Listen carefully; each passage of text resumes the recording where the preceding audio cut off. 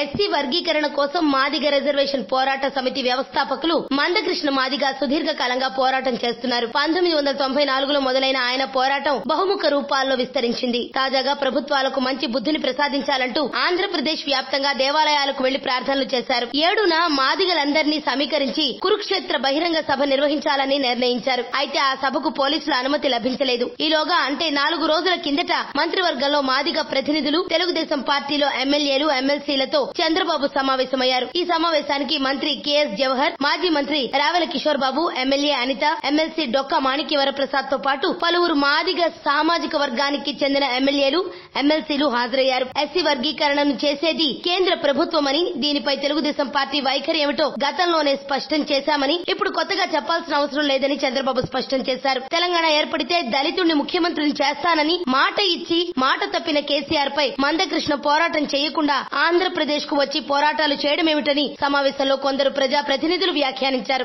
రాష్ట్ర విభజన సమయంలో తనకు తెలంగాణ ముఖ్యమన్న మందకృష్ణ ఇప్పుడు ఏపీకి వచ్చి పోరాటాలు చేయడమేమిటని ఎమ్మెల్యే అనిత నిలదీశారు. మాలలు, మాదిగల మధ్య వివాదాలు సృష్టించడమేమిటని ప్రశ్నించారు. ఇదే సమయంలో రావెల కిషోర్ బాబు జోక్యం చేసుకుని తాను మంత్రిగా ఉన్న సమయంలో మందకృష్ణను రాష్ట్రంలో రానివ్వకుండా చేశానని, మాదిగల కోసం ప్రభుత్వం ఎంతో చేస్తున్నా ఆయన అర్ధరహిత విమర్శలు చేస్తున్నారని అన్నారు. కిషోర్ బాబు మాటలతో సమావేశంలో ఉన్న మిగతా సభ్యులు ఒక్కసారిగా కంగు తిన్నారు. ముఖ్యమంత్రి చంద్రబాబు కూడా ఒకంత ఆశ్చర్యపోయారు. ఆ వెంటనే కిషోర్ బాబును ఉద్దేశించి, మీరు ఇన్ని మాటలు చెబుతున్నారు, మీరు మంత్రిగా ఉన్న సమయంలో మందకృష్ణను రాష్ట్రంలోకి రానివ్వకుండా అడ్డుకున్నామంటున్నారు, ఇప్పుడేమో తీసుకొచ్చి ఇంట్లోనే పెట్టుకున్నారు కదా, ఇప్పుడు కూడా ఆయన గుంటూరులో మీ ఇంట్లోనే ఉన్నారు కదా అని సూటిగా అడిగేశారు. ముఖ్యమంత్రి అలా అనేసరికి రావెల బిత్తరపోయారు. కాసేపు అయ్యాక తేరుకున్నారు. సార్, మా ఇంటికి డొనేషన్స్ కోసం ఎప్పుడైనా వచ్చిపోతుంటారు అంటూ ముఖ్యమంత్రికి వివరణ ఇచ్చుకునే ప్రయత్నం చేశారు. సమావేశం ముగిసిన తర్వాత బయటకు వచ్చిన మిగతా సభ్యులు జరిగిన సంఘటనను చర్చించుకున్నారు. ముఖ్యమంత్రి చెప్పినట్లుగా ఆ సమయంలో మందకృష్ణ నిజంగానే